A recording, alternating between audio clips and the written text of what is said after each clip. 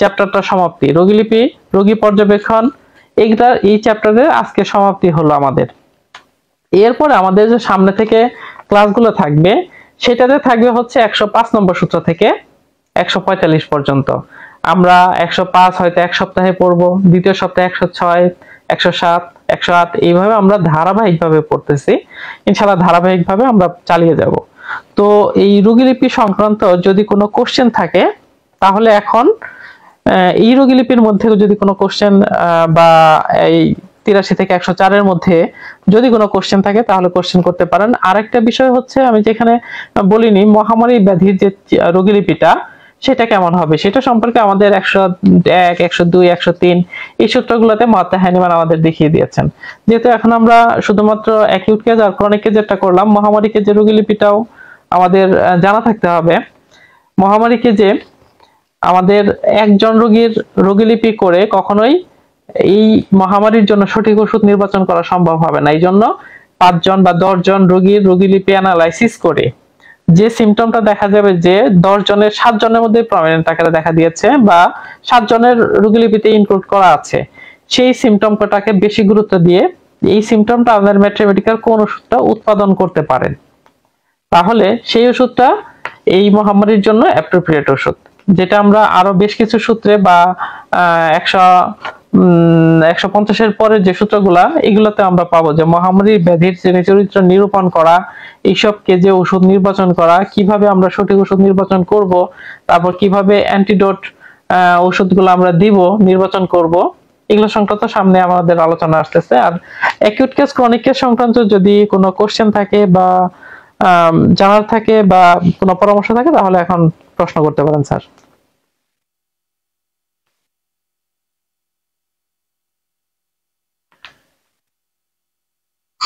জি sir, আপনি বললেন শততমিক শক্তির ওষুধ হয় একটা দানা আমরা ডিস্টিলেটরে দিব।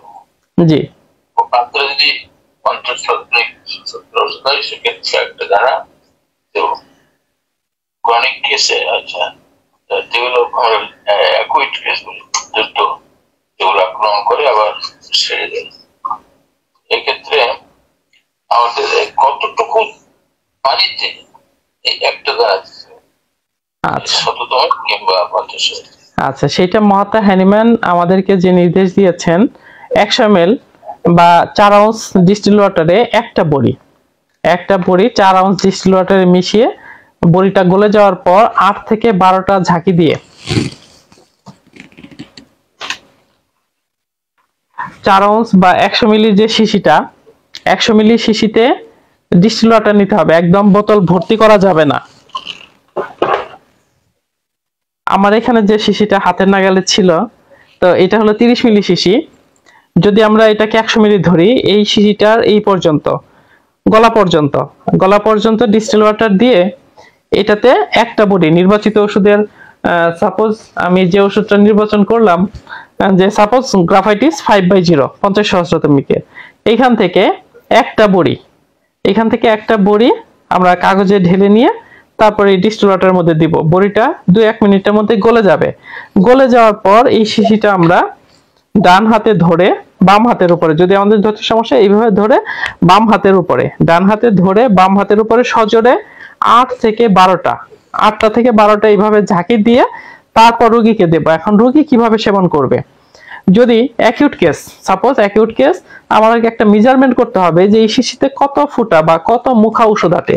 যদি মুখার হিসেবে দেই তাহলে আমার এখানে কত মুখা ঔষধ আছে, সাপোজ 10 মুখা ঔষধ আসবে, এইটার 10 মুখা ঔষধ এই শিশিতে আসবে, তাহলে আমার ওইভাবে ডোজটা নির্বাচন করতে হবে যে 10 ফুট ওষুধ যদি 10 মুখা ওষুধ যদি ডেইলি 1 মুখা করে সেবন করে তাহলে 10 দিনে ওষুধটা শেষ হয়ে যাবে। একটা ওষুধের একটা পর 15 থেকে 20 দিন পর্যন্ত ভালো কাজ করবে। তো যেহেতু অ্যাকিউট কেস 15 দিন লাগার প্রশ্নই ওঠে না। অ্যাকিউট কেস যেদিন খাবে, অনেকে হোমিওপ্যাথিতে ভুল ধারণা আছে যে হোমিওপ্যাথিক ওষুধে ধীরে ধীরে কাজ করে, না, হোমিওপ্যাথিক ওষুধ দ্রুত কাজ করে। এটা আমি আপনাকে একদম চ্যালেঞ্জ সহকারে বলতে পারি, হোমিওপ্যাথিক ওষুধ সবচেয়ে দ্রুত কাজ করে। অ্যাকিউট কেসে তো আরো দ্রুত কাজ করে। আর ক্রনিক কেসে যেটা অন্যপ্যাথিতে সারা জীবন ওষুধ খেয়ে যেতে হয়, গ্যাস্ট্রিকের সমস্যা সারা জীবন ওষুধ খেয়ে যেতে হবে, হাই প্রেশারের সমস্যা সারা জীবন ওষুধ খেয়ে যেতে হবে, তারপর ডায়াবেটিসের সমস্যা সারা জীবন খেয়ে যেতে হবে, মৃত্যুর আগেও খেয়ে তারপর।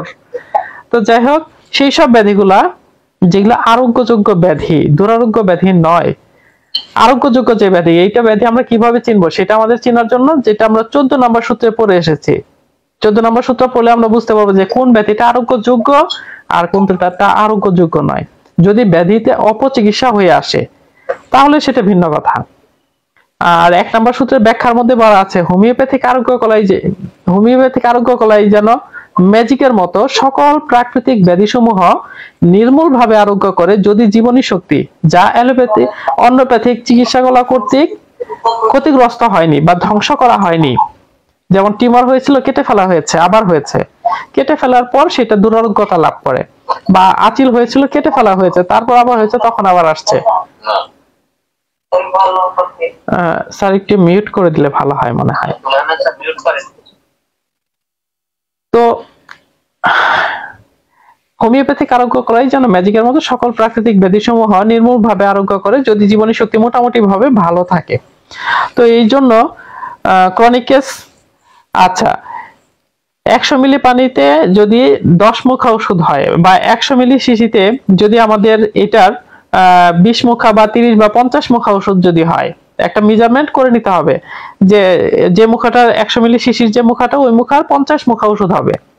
তাহলে ওই মুখা থেকে 1 মুখা করে ওষুধ, 1 মুটকি করে ওষুধ 2 চামচ পানিতে মিশিয়ে নাড়াচাড়া করে রোগী সেবন করবে। জ্বরের রোগী দিনে আপনার 2 ডোজ, 3 ডোজ, 4 ডোজ, 6 ডোজও দেওয়া যেতে পারে। আবার আরো অ্যাকিউট কেস, ডেলিভারি কেস, তখন 2 মিনিট, 5 মিনিট, 10 মিনিট অন্তর অন্তর ডোজ দেওয়ার প্রয়োজন হতে পারে। সেই ক্ষেত্রে ডোজটা ঘন ঘন দিতে হবে। তাহলে এটা একটা মেজারমেন্ট করে নিতে হবে যে 100 মিলি শিশিতে আমি দিলাম, এটাতে কত ফুটা হবে ওষুধ, বা কত মুটকি হবে, বা কত চামচ হবে, একটা হিসেব করে। আর ডোজ সম্পর্কে হলো প্রতিবার সেবনের জন্য রোগী যতটুকু পরিমাণ ওষুধ সেবন করবে সেটা হচ্ছে 1 ডোজ বা সিঙ্গেল একটা ডোজ। রোগীকে দিনে 2 ডোজ, 4 ডোজ, 6 ডোজ ওষুধও দিতে পারি যে অ্যাকিউট কেস। আরো তীব্র অ্যাকিউট কেস যেটা ডেলিভারি কেস, সেটাতে আরো ঘন ঘন দেওয়ার প্রয়োজন হয়, কারণ সেটা ফ্যাটাল পর্যায়ে চলে যেতে পারে। এই জীবনী শক্তি খুবই পর্যদস্ত অবস্থায় থাকে, যে কারণে ডোজটা তখন ঘন ঘন দেওয়ার প্রয়োজন হয়। এই জন্য 100 মিলি শিশিতে মাথা হ্যান্ডম্যান পরামর্শ দিয়েছেন। তবে আমরা অ্যাকাউন্টসে ব্যবহার করে আলহামদুলিল্লাহ ভালো রেজাল্ট পাচ্ছি। অ্যাকাউন্টস ডিস্টিল ওয়াটারে মিশিয়ে একটা বড়ি দিয়ে 8 থেকে 12টা ঝাঁকি দিয়ে তারপর রোগীকে দেওয়া হচ্ছে। রোগী সেটা থেকে 10 ফোঁটা বা 15 ফোঁটা বা 20 ফোঁটা করে ওষুধ 2 চামচ পানিতে মিশিয়ে আবার তারপর সেবন করতেছে। আর পানিতে মিশিয়ে দিতে হবে এই জন্য যে আমরা যখন পানিতে মিশিয়ে পানির কণাটা অন্য পানির সাথে, অনুষধি পানির সাথে মিশিয়ে একাকার হয়ে যাচ্ছে, তখন সেটা পুরোটাই ওষুধ সিক্ত হয়ে যাচ্ছে। সেই পানিটা যখন আমরা জিহ্বায় দিয়ে পাকস্থলী পর্যন্ত যাবে, পাকস্থলী পর্যন্ত যেতে যেতে যে কোষগুলা, স্নায়ুগুলা সবগুলা, অর্থাৎ জিহ্বা থেকে শুরু করে পাকস্থলী পর্যন্ত যতগুলো স্নায়ু স্পর্শ করতেছে, সমস্ত স্নায়ু ওষুধের যে আরোগ্যকর শক্তিটা, ওষুধের শক্তিটা এটা গ্রহণ করে জীবনী শক্তিকে উদ্বুদ্ধ করতেছে। জীবনী শক্তি তারপর তার প্রতিক্রিয়া শক্তি, তার সেকেন্ডারি অ্যাকশন, যেটা আমরা অর্গানের 64 নম্বর সূত্রে জেনেছি, 63 নম্বর সূত্রে জেনেছি যে ওষুধের প্রাইমারি অ্যাকশন আর সেকেন্ডারি অ্যাকশন। তার জীবনী শক্তি যে ওষুধের একদম উন্মুখ হয়ে থাকে, ওষুধের ঘ্রাণ পাওয়া মাত্র সে কাজ করতে শুরু করে দিবে।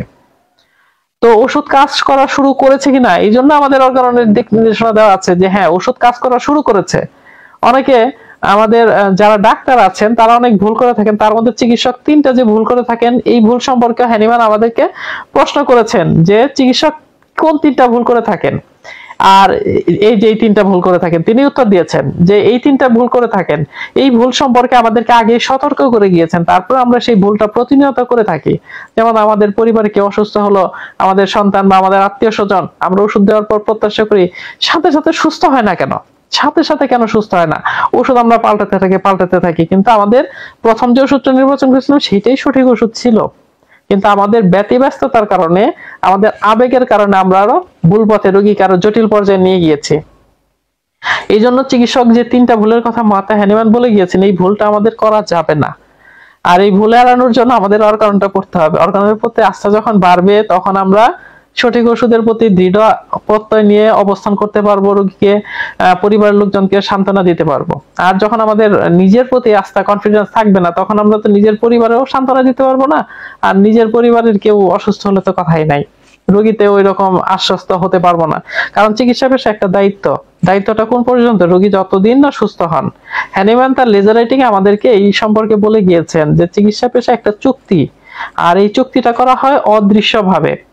রোগী আর চিকিৎসক এটা একটা চুক্তি, এটা অদৃশ্যভাবেই করা হয় এই চুক্তিটা। এইটা যতদিন সুস্থ না হন রোগী ততদিন পর্যন্ত এই চুক্তিটা কার্যকর, এটা অলিখিত একটা চুক্তি। তো এইভাবে আমরা যখন 50 সহস্রাতমিক ওষুধ, একটা শক্তির ওষুধ M1 বা M2 আমরা যেটাই নির্বাচন করলাম, যদি আমাদের ওষুধ দেখতে হবে আবার কোন ওষুধটা অ্যাকিউট কেস অর্থাৎ তীব্র চুলকানি, আমরা লক্ষণ অনুযায়ী সমস্ত লক্ষণে সালফার নির্বাচন করলাম। সালফার আমরা দিনে 4 বার ডোজ করে দিতে থাকলাম, তাহলে ভীষণ অ্যাগ্রিভেশন হয়ে রোগী আরো খারাপ অবস্থার দিকে যাবে। আমাদের ম্যাট্রিমেডিকের কিছু ওষুধ আছে সকালে বাসি পেটে ভালো কাজ করে, আবার কিছু ওষুধ সকালে বাসি পেটে ছাড়া অন্য কোনো সময় আর দেওয়া যাবে না, আবার কোন ওষুধ সকালে বাসি পেটে দেওয়ার কোনো সুযোগই নেই। তারপর কোন ওষুধ রাত্রে ভালো কাজ করে। অর্থাৎ একটা কমন যে কথাটা, এটা আমাদের মনে রাখতে হবে, যে ওষুধের যখন অ্যাগ্রিভেশন পিরিয়ড ওই সময় ওষুধটা প্রয়োগ না করাটাই উত্তম। যেমন লাইকোপোডিয়ামের বিকেল 4টা থেকে রাত্রে 8টা পর্যন্ত, এই সময় আমরা এই ওষুধটা দেওয়া থেকে বিরত থাকবো। সালফারের সকালের পর থেকে বৃদ্ধি, অ্যান্টিসেরিক ওষুধ সকালে বাসি পেটে ভালো কাজ করে, যেটা হ্যানিম্যান তার ক্রনিক ডিজিজে বলেছেন। ক্রনিক ডিজিজে তারপর আমাদের 71 নম্বর সূত্রের ব্যাখ্যায় আমরা পাবো অর্গাননের। এই যে বিষয়গুলা, এগুলো আমরা যখন মাথায় রেখে সমস্ত কিছু, অর্থাৎ চিকিৎসকের একদম আদ্যপ্রান্ত জ্ঞান থাকতে হবে, সব বিষয় সম্পর্কে মাথায় উপস্থিত বুদ্ধি থাকতে হবে। যদি উপস্থিত বুদ্ধি না থাকে তাহলে চিকিৎসক কখনোই রোগীতে সফলতা অর্জন করতে পারবে না, যে আমার এই রোগীতে এখন আমার কি পরামর্শ, কি আমার ডিসিশন নিতে হবে। এই জন্য একদম উপস্থিত বুদ্ধি আমাদের কাজে লাগাইতে হবে। আর এটা নেওয়ার জন্য আমাদেরকে আরো বেশি বেশি গ্রিক ও রোমানদের কথা, রোমানদের লেখা যে বইগুলো, দর্শন টাইপের বইগুলো, এগুলো আমাদের বেশি বেশি পড়ার জন্য হ্যানিম্যান পরামর্শ দিয়েছেন। তো স্যার, ডোজ সম্পর্কে কি আরো কোনো কোশ্চেন আছে, বা ডাক্তার জাহিদ স্যার? বললেন যে আমরা ওই 10টা কি 8টা 10টা কিংবা 12টা চাকি দিয়ে 2 চামচ পানিতে আমরা এখান থেকে 10টা কিংবা 7টা কিংবা 8টা ওষুধ আমরা দেবো। জি, এটা কি সম্পূর্ণ খেয়ে নেবে? হ্যাঁ, যখন রোগীকে যখন এটা থেকে 1 মুটকি বা 10 ফোঁটা ওষুধ দিলাম, 10 ফোঁটা ওষুধ যে 2 চামচ পানিতে মিশিয়ে সেবন করলো, 10 ফোঁটা ওষুধ পানিতে মিশিয়ে যখন রোগী সেবন করবে, ওইটা থেকে অল্প একটু খেয়ে বাকিটুকু ফেলে দিতে পারে। অথবা যদি রোগী অতিরিক্ত সংবেদনশীল হয়, তাহলে রোগীতে আমাদের কাপিং করে দেওয়ার প্রয়োজন হতে পারে। কাপিং পদ্ধতিতে যদি রোগী বেশি সংবেদনশীল হয়, সেই ক্ষেত্রে সেই সম্পর্কে আলোচনা স্যার আমাদের সামনে ইনশাআল্লাহ আসবে, যে কাপিং পদ্ধতি কোনটা। জি, আচ্ছা, জাহান স্যার উনি কিছু বলতে চাচ্ছেন? জি জি, আমি জাহাঙ্গীর হোসেন বলছি। আচ্ছা আচ্ছা আচ্ছা, জাহাঙ্গীর স্যার। স্যার আমি সরি, প্রথমে আমি শুরু থেকে 10 মিনিট মিস করছি, পর থেকে আমি যে রোগীর জিবি এখান থেকে পেয়েছি। আচ্ছা, এখানে আপনি যে শুরু থেকে বললেন যে রোগী যখন সমস্যার কথা বলবে তখন প্রশ্ন না করে তারটা আগে শোনা, তারপরে চিকিৎসক পরে প্রশ্ন করবে। এখানে আবার দেখলাম যে 12-13টা প্রশ্নের কথা বলছেন, 12-13টা বিষয়ে জিজ্ঞেস করা।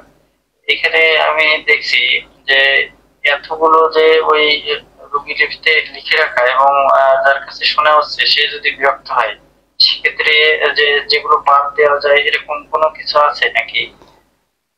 স্যার, হোমিওপ্যাথি একটা কথা কি, যেটা সর্বজনীন, বুঝতে পেরেছি, মানে রোগীর অনেক সময় যদি ধৈর্য ধরে বলতে না চান, এই জন্য রোগীর সাথে আগে কাউন্সিলিং করতে হবে, যে আসলে আপনি তো এখন অন্যপ্যাথির চিকিৎসা এতদিন নিয়েছেন, এখন যখন হোমিওপ্যাথিতে এসেছেন, আপনার পুরো বিস্তারিত, আপনার শুরু থেকে জন্ম থেকে শুরু করে বিস্তারিত আমি সব শুনবো, কাগজে লিখবো, তারপর আপনার জন্য ওষুধ নির্বাচন করব। এইটা হলো সঠিক পদ্ধতি। আপনি যদি আমাকে সময় দেন, তাহলে আমি আপনার রোগীলিপি লেখা শুরু করব। আর যদি মনে করেন যে না, আপনার সময় নেই, আপনি বিস্তারিত বলতে পারবেন না, তাহলে আমি আপনার চিকিৎসা করতে পারবো না, আপনার সঠিক চিকিৎসা হবে না, আপনার ভুল চিকিৎসা হবে। এতদিন যেরকম রোগ কমে কমে ছিল এটাই থাকবে, আপনার পুরোপুরি সুস্থতা আসবে না। তো সিম্পল, আমার একজন রোগী ছিলেন, আমাদের এই নথখোলার একজন রোগী, আমাদের করটিয়ার পাশেই নথখোলার একজন রোগী। তিনি অনেক চিকিৎসা করেছেন, মানে ধৈর্য কম তার। তো অনেক চিকিৎসা করে 2 মাস 3 মাস করে এক এক জায়গায়, সুস্থ হন না, আবার চলে যান অন্য আরেক জায়গায়। তার ওনাকে আমি সর্বপ্রথম হোমিওপ্যাথি সম্পর্কে একটা নলেজ দিয়েছিলাম, যে হোমিওপ্যাথিক চিকিৎসাটা এরকম, আপনি ধৈর্য ধরে ওষুধ সেবন করেন তাহলে আপনার সুস্থতা আছে। তো উনি মনে করছেন যে 2 মাস 3 মাস ওষুধ খাইছি, মোটামুটি উন্নতি, একদম পুরোপুরি সুস্থ হয় নাই। তারপরে তার ক্রনিক ডিজিজের প্রবলেম, অ্যাকিউট না। তো তিনি এক সময় ইউনানি, এক সময় হার্বাল, এক সময় আয়ুর্বেদিক, বিভিন্ন ডাক্তারের কাছে যান। তো সর্বশেষ সেই দিন এই 1 সপ্তাহ আগে আবার আসছেন, এসে বলতেছে আমি আর কোথাও যাবো না, কোথাও আমার কমে থাকে, রোগ একটা ভালো হয় না, আমার আরো নতুন নতুন রোগ দেখা দেয়। ওষুধ খাই, পেটের যে সমস্যা, এটা সমস্যার জন্য ওষুধ খাই, আমার অন্য সমস্যা দেখা দেয়, ওই সমস্যা দেখা দেয়, নানান সমস্যা দেখা দেয়। তখন সে ধৈর্য ধরে আবার খাওয়া শুরু করেছেন, কারণ তাকে হোমিওপ্যাথির একটা বেসিক যে আইডিয়া, যেটা সত্য, সেটা তাকে জানাইতে হবে। জানাইলে তিনি যদি আপনার কাছে চিকিৎসা নাও নেন, অন্য জায়গায় গিয়ে যদি প্রতারিত হন, তখন বুঝতে পারবেন না আমাকে ওই ডাক্তারটা সত্যি কথা বলেছিল। আপনার সম্পর্কে একটা পজিটিভ আইডিয়া তার চলে আসবে, যখন সঠিক হোমিওপ্যাথি সে বুঝতে পারবেন। শুক্রিয়া স্যার। আর স্যার কারো কোনো কোশ্চেন? ঠিক আছে স্যার, আপনার কাছে অনেক জটিল কঠিন সেগুলোকে সহজ করে দেন, এর জন্য আপনাকে ধন্যবাদ। আর আমরা ওরকম উপকৃত হই। স্যার দুর্দাস স্যার আছেন নাকি স্যার? টাইম তো আমাদের 10টা 10:30। জি স্যার, আজকে যেহেতু আমাদের 83 থেকে 104 পর্যন্ত সূত্র ছিল, সবগুলো সূত্র মিলিয়ে একটা শর্ট একটা ক্লাস, যেটা আমার ফেসবুক প্রোফাইলেও থাকবে। সুন্দর একটা শুক্রিয়া। জর্দার স্যার আছেন? আচ্ছা স্যার, কালকুলার কোশ্চেন না থাকে তাহলে আমরা শেষ করব। স্যার আজকে একটা প্রেজেন্টেশন আছে হাতে কলমে, জি এটাই আমাদের দরকার মূলত। এই ধরনের নানান কোশ্চেন থাকে মানুষের, কতটুকু দেবো, কতটুকু বারবার বা ইত্যাদি ইত্যাদি, কতটুকু পানিতে মিশাবো, কয়টা পিল দেবো, একটার বেশি 5টা দিলে কি হবে, 5 ফোঁটা দিলে হবে না। তো আপনি দারুণ আলোচনা করেছেন, প্রশ্ন আরো আসা উচিত ছিল। জি স্যার, আরেকজন স্যার কোশ্চেন করতেছেন, ডাক্তার সালাউদ্দিন স্যার।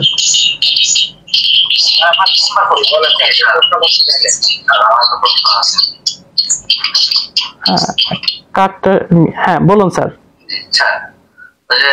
মনে করেন যে লাইক বোর্ডে আছে বিকেল 4টা থেকে 8টা পর্যন্ত বৃদ্ধি পায়, আমি ওষুধ কি শুরু ওষুধটা ওই পিরিয়ডে দেবো না প্রতিদিনই দেবো না? কোন সময় স্যার ওই সময় দেওয়াটা ঠিক হবে না, যখন অ্যাক্টিভেশন পিরিয়ড চলতেছে। মনে করেন যে রোগীটা বিকেলে আসলো, হ্যাঁ 4টা বা 5টার দিকে আসলো, হ্যাঁ তখন আমি লাইক বোর্ডে সিলেকশন করলাম, হ্যাঁ ওষুধটা ওই সময় আপনি 9:30 বা 10টার দিকে এক ডোজ দিয়ে দিবেন, যে আপনি রাত্রি 10টার দিকে একবার খাবেন। অ্যাগ্রেভেশন টাইমটা পার করে নিতে হবে। জি জি জি, যে কোনো কাজে করতে প্লাস করে দিয়ে যায় দিন ওইটা পার। হ্যাঁ পরের দিন স্যার, পরের দিন হ্যাঁ পরের দিনও ওই টাইমে খাবে না, কখনোই ওই টাইমে খাবে না। ওই রোগীটা যদি স্যার 2 ডোজ করে দেওয়ার প্রয়োজন হয় লাইকোপোডিয়াম, তাহলে সকালে 1 ডোজ সেবন করবে, আর রাত্রিতে সেবন করলে 9:30 বা 10টা, 9:30টার আগে করবে না, এই আর কি। রোগীকে বলে দিতে হবে যে আপনি 9:30টার আগে খাবেন না, 9:30টার পরে, খাওয়া দাওয়ার 1 ঘন্টা আগে বা 1 ঘন্টা পরে। জি স্যার, ক্লিয়ার হয়ে গেছে, অসংখ্য ধন্যবাদ স্যার। শুকরিয়া স্যার। আপনার চেম্বার কোথায়? আমার চেম্বার স্যার টাঙ্গাইলে। টাঙ্গাইলে হচ্ছে সকালে বসি আর করটিয়াতে। জি রাবিনা ম্যাডাম বলুন। অনেকে দেখছি মানে 5 ফোঁটা এইটা কিভাবে দেয়? আমার এক স্যার আছে, উনি 1 ফোঁটা ওষুধ দেয়, মানে একটা নির্দিষ্ট টাইম, যে রাত 12টায় 1 ফোঁটা ওষুধ খাবার। জ্বর হইলে দেখছি আমার ছেলেরা যখন দেখাইছে, জ্বর হয়েছিল, রাত 12টায় 1 ফোঁটা দিচ্ছে, আবার রাত 11টার সময় 1 ফোঁটাই খাইতে বলতে। উনি হাফ আউন্সের বোতল ব্যবহার করে, একটা হাফ আউন্সের বোতল ব্যবহার করে, 50 সহস্রমিক ব্যবহার করে। আচ্ছা, 50 সহস্রমিক যেহেতু ব্যবহার করে, তাহলে তো ডিস্টিল ওয়াটারে নিশ্চয় দেন। যদি দেখেন যে রোগীটা বেশি সংবেদনশীল, অতিরিক্ত মেডিসিন দিলে তার ওষুধের স্থূল মাত্রা হয়ে যেতে পারে, এই জন্য 1 ফোঁটা করে, অর্থাৎ আপনার যখন জীবনী শক্তি লক্ষণ দিচ্ছে, লক্ষণ দিয়ে সে ওষুধের প্রতি এতটাই আকৃষ্ট হয়ে থাকে যে ওষুধের ঘ্রাণ পাওয়া মাত্রই সে কাজ শুরু করে দিবে। এই জন্য আপনার 1 ফোঁটা, 5 ফোঁটা, 10 ফোঁটা এটা কোনো বিষয় না। যেমন আমাদের অর্গাননের বেশ কিছু সূত্রেই বা ডাক্তার টেস্টির বেশ কয়েকটা রেফারেন্স আছে যেটা ওষুধের সংখ্যাটা, বড়ির সংখ্যাটা মেন না। বড়ির সংখ্যাটা মেন না, একটা বড়ি যা কাজ করবে, একটা বড়ি যদি কাজ করে তাহলে তা কাজ যত 100টাই, অর্থাৎ 100 বড়ি দিলেও যে কাজ করতে একটা বড়িতেও সেই কাজ। যেখানে আমরা একটা বড়ি দিয়ে কাজ হচ্ছে চমৎকার রেজাল্ট, তাহলে আমরা কেন সেখানে 100টা বড়ি দিব? এটা হলো বড়ির বিষয়টা। একটা বড়ি ডিস্টিলেটরে সাপোজ আমরা দিলাম, অনেকে 2টা 3টা করে বড়ি দেওয়ার পরামর্শ দিয়ে থাকেন যে ডিস্টিলেটরে 50 শতমিকের 10 নাম্বার গ্লোবুলস একটা না দিয়ে 2টা 3টা করে দিলাম, কোনো প্রয়োজন হয় না, একটা দিলেই ইনশাআল্লাহ রেজাল্ট। আর এখান থেকে যদি রোগী 1 ফোঁটা, 5 ফোঁটা, 10 ফোঁটা খায়, এটা কোনো ব্যাপার না। যে ডোজের জন্য আপনার এটা আমাদের মনে রাখতে হবে, সূক্ষ্ম করে রোগীকে দিতে হবে।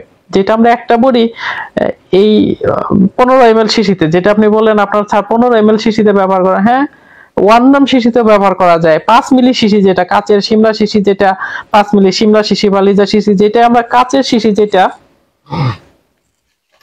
যেমন এই যে এতটুকু শিশি, এটা কাচের শিশি, এই শিশিতেও যদি ডিস্টিল ওয়াটার গলা পর্যন্ত দিয়ে একটা বড়ি দিলাম, এখান থেকে 2 ফোঁটা, 3 ফোঁটা, 5 ফোঁটা ওষুধ, 5 ফোঁটা ওষুধ আলাদা পানিতে মিশিয়ে রোগী সেবন করলো, এটাও করতে পারে, কোনো সমস্যা নেই। ওষুধ কাজ করবেই, ইনশাআল্লাহ সুস্থতা আসবেই। যদি নির্বাচনটা ঠিক থাকে, ওষুধের নির্বাচনটা হলো মেন বিষয়।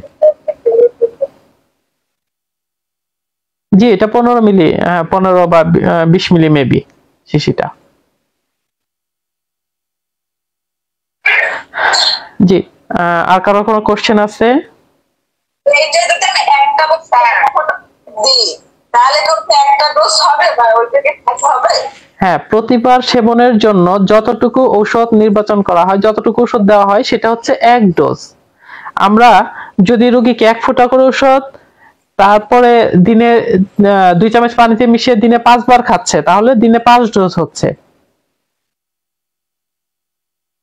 তার একটা ওষুধ সর্বমোট কত খাওয়ানো যাবে বা দেওয়া যাবে? আচ্ছা, 50 সহস্রদমিকের যদি M1 পটেন্সি আপনি নির্বাচন করেছেন ক্রনিক ডিজিজে, সাপোজ ক্রনিক ডিজিজে আপনি আর্সেনিক অ্যালবাম নির্বাচন করেছেন, একটা পাওয়ার M1 আপনি দিলেন, M1টা 15 দিন বা 20 দিন পর্যন্ত রোগী সেবন করবে। M1টা 15 থেকে 20 দিন পর্যন্ত সেবন করবে। এরপরে ওই ওষুধের কার্যকারিতা দেহের মধ্যে সাধারণত আর থাকে না, যেটা অর্গাননের নির্দেশনা যে একটা ওষুধের একটা শক্তি, একটা পাওয়ার 15 থেকে 20 দিন পর্যন্ত ভালো কাজ করে, এরপর ওই শক্তির উপযোগিতা দেহে আর থাকে না। তখন ওই ওষুধের লক্ষণ যদি থাকে, রোগীর অবস্থা যদি উন্নতির দিকে হতে থাকে, তাহলে রোগীকে নেক্সট পাওয়ার দিতে হবে, অর্থাৎ আর্সেনিক অ্যালবাম 2। কখনো কখনো আবার কোনো কোনো রোগীতে, সব রোগীর সংবেদনশীলতা একরকম না, যেটা আমরা অর্গাননের 281 নম্বর সূত্রে জেনেছি যে রোগীদের সংবেদনশীলতা যদি আমরা অসংবেদনশীলদের সংবেদনশীলতার সাথে তুলনা করি, তার অনুপাত হবে 1000:1, 1000:1। এই জন্য সব রোগীতে যে এই নিয়মটা কমন হবে এরকম না। কোন কোন রোগীতে আপনার 30 শক্তি 1/0 5 দিন ক্রিয়া করার পর রোগীর আবার ভীষণ অ্যাগ্রিভেশন হয়েছে, বা তার রোগের যে গতি প্রকৃতি সেটা বৃদ্ধির দিকে চলে গিয়েছে, ওষুধের ক্রিয়া থেমে গিয়েছে, জীবনী শক্তি এখন ওষুধের নেক্সট পাওয়ার চাচ্ছে। এটা জীবনী শক্তির ভাষাতে আমাদের বুঝতে হবে। তাহলে 5 দিন বা 10 দিন পরে রোগীকে আবার ওই ওষুধের সিমটম যদি আমরা পর্যবেক্ষণ করলাম, সেকেন্ড প্রেসক্রিপশন যখন করব যে হ্যাঁ আমার আর্সেনিক অ্যালবামের সিমটমই আছে রোগীতে, রোগীর অবস্থা 5 দিন ভালো ছিল, কোনো কারণবশত যদি সেই কারণটা যেমন 2-3 নাম্বার সূত্রে আরোগ্যের বাধা সম্পর্কে বলা হয়েছে, এই বাধা সম্পর্কে যদি আমাদের জ্ঞান থাকে, তাহলে এই বিষয়টা আমাদের অবস্ট্রাগল দূর করার উপায়টা অনেক সহজ হবে। এই জন্য বাধা সম্পর্কে জ্ঞান অর্জন করতে হবে। সেই বাধাটা কি, এই বাধাটা দেখতে হবে যে তার ওষুধের ক্রিয়া থেমে গিয়েছে, কেন থেমে গিয়েছে, রোগীর পক্ষ থেকে কোনো অনিয়ম, না ওষুধের সেবনের ত্রুটি, নাকি অনৌষধি কোনো কিছু সেবন, ওষুধ জাতীয় কোনো কিছু সেবন, বা এমন কোনো কিছু সেবন করেছে যেটা ওষুধের ক্রিয়াটাকে নষ্ট করে দিতে পারে, থামিয়ে দিতে পারে, এরকম কিছু সেবন করেছে কিনা, বা রোগীর মানসিক কোনো আঘাত পেয়েছে কিনা যে কারণে ওষুধের ক্রিয়াটা থেমে গিয়েছে, এরকম কোনটা হয়েছে। যদি কোনো কিছু না হয়ে থাকে তাহলে যদি হয় তাহলে সেই বাধাটা দূর করতে হবে, আর যদি না হয়ে থাকে তাহলে আমাদেরকে ওষুধের শক্তিটা চেঞ্জ করতে হবে। যদি একই ওষুধের সিমটম থাকে এবং রোগীর অবস্থা এতদিন 5 দিন বা 10 দিন আগে রোগী ভালো ছিল, 10 দিন পর্যন্ত ভালো ছিল, তাহলে ওই ওষুধের পাওয়ারটা চেঞ্জ করে দিলেই ইনশাআল্লাহ আবার আগের মতো কাজ শুরু করবে। স্যার কাপিং করা ভালো নাকি যে ফোঁটা ফোঁটা দেওয়া ভালো? আপনি ফোঁটা ফোঁটা দেওয়ার পর যদি দেখা যায় যে রোগী ভালোর দিকে যাচ্ছে তাহলে আর কাপিং করার প্রয়োজন নেই। আর যদি দেখা যায় যে ফোঁটা ফোঁটা দেওয়ার পর রোগীর অ্যাগ্রিভেশন হচ্ছে তাহলে কাপিং পদ্ধতি মাতা হ্যানিম্যান যা নির্দেশ দিয়েছেন। Thank you sir.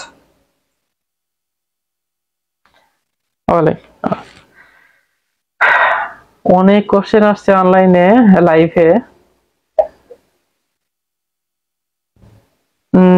আসলে আমি বিজেন কোম্পানির 50 মিলিসিমালটা ব্যবহার করিনি, বিজেন কোম্পানিটা ব্যবহার করিনি, আমার রোগীতে ব্যবহার করিনি, যে কারণে আমি ভালো বলতে পারতেছি না মন্দ বলতে পারতেছি না। আর এটা অবশ্যই ভালো হবে, কারণ বড় বড় কোম্পানির মেডিসিন গুলো তারা অবশ্যই ভালো করার চেষ্টা করবেন, কারণ ভালো না করলে তো তাদের মেডিসিন এতটা মার্কেটে চলবে না। মেডিসিন যদি না চলে তাহলে কোম্পানি তো টিকবে না। এই জন্য তারা অবশ্যই চেষ্টা করেন মেডিসিনের কোয়ালিটি ভালো রাখার জন্য, আমার যতটুকু মনে হয়। স্যার প্রশ্ন জি সাবিনা ম্যাডাম। আর নিতে পারছি না আমরা, আমার যেহেতু রাত হয়ে গেছে। হ্যাঁ স্যার অনেক রাত হয়ে গিয়েছে, ইনশাআল্লাহ নেক্সট সামনের ক্লাসে আগামী ক্লাসে প্রশ্ন করা যাবে, আপনারা প্রশ্ন লিখে রাখেন, একটু কাগজে লিখে রাখবেন, ইনশাআল্লাহ আমি চেষ্টা করব সমাধান দেওয়ার। স্যার কোনিয়াম হচ্ছে রাতে কি ব্যবহার করা যাবে? কোন ম্যাকুলেটাম রাতের দিকে না করার পয়জনাস, তো রাতের দিকে না করাটা উত্তম। এই ধরনের মেডিসিন গুলো সকালে বা দিনের বেলায় ভালো কাজ করে। সকাল বেলায় সবসময় মনে রাখবেন অ্যান্টিসোরিক মেডিসিন যেগুলা সেগুলো সকালে বাসি পেটে, সোরাটা তখন খুব শান্ত নম্র অবস্থায় থাকে, যে কারণে অ্যান্টিসোরিক ওষুধ বিশেষ করে সকালে বাসি পেটে ভালো কাজ করে। আর মায়াজমেটিক ওষুধগুলো বেশিরভাগই সকালে বাসি পেটে ভালো কাজ করে, কিন্তু নাক্সবামিকা সকালে বাসি পেটে দেওয়া যাবে না। সালফারটা সকালে বাসি পেটে ছাড়া অন্য কোনো সময় আর ডোজ দেওয়া যাবে না। সালফার একদিনে 3-4 ডোজ করে দেওয়া যাবে না, এরকম আর কি। জি জি শুকরিয়া, আপনাকে অসংখ্য ধন্যবাদ স্যার, গোলাম রব্বানী স্যার। শুকরিয়া স্যার। ওয়ালাইকুম আসসালাম ওয়া রাহমাতুল্লাহ। আলহামদুলিল্লাহ। জি স্যার, ইগলা স্যার অর্গানন পড়লে ম্যাট্রেমেডিকে তো পাওয়া যাবে না। যাবে কি যাবে না, রোগীর অবস্থা দেখবেন স্যার, রোগীর মুহূর্ত হলে আপনি 24 ঘন্টা ওষুধ দিতে পারবেন।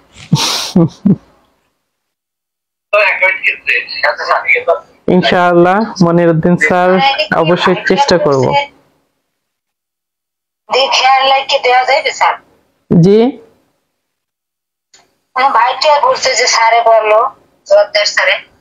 জি ভাইটাল ফোর্স, আপনি কোশ্চেনটা আবার করুন। ভাইটাল ফোর্স বলতেছে যে রোগীর অবস্থা কি, মুমূর্ষ যদি হয় বা রোগীর শ্বাসকষ্টের জন্য সে পাকিয়ে যাচ্ছে, তখন আপনি কি করবেন? জি তখন তো সেটা তাকে আগে উপশম দেন। আমাদের কখনোই মানে গোড়া হওয়া যাবে না যে না আমার হোমিওপ্যাথি এই ওষুধটা এখন দেওয়াই যাবে না, রোগী মরে মরুক, ওষুধ আমি রেখে দিব, এরকম করার সুযোগ নেই। রোগীর জীবনটাকে আগে প্রাধান্য দিতে হবে। জি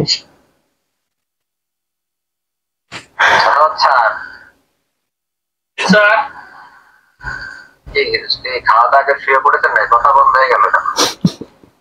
স্যার আমি পড়ালেখা করতেছিলাম স্যার। পড়ালেখার সময় ক্লাসে ডিস্টার্ব। যদি ছোটবেলায় করতেন তাহলে আর এই হোমিওপ্যাথি পড়া লাগতো না, কষ্ট করা লাগতো। ছোটবেলায় তো হোমিওপ্যাথি পড়িনি স্যার, এই জন্য বুড়ো বয়সে পড়তেছি।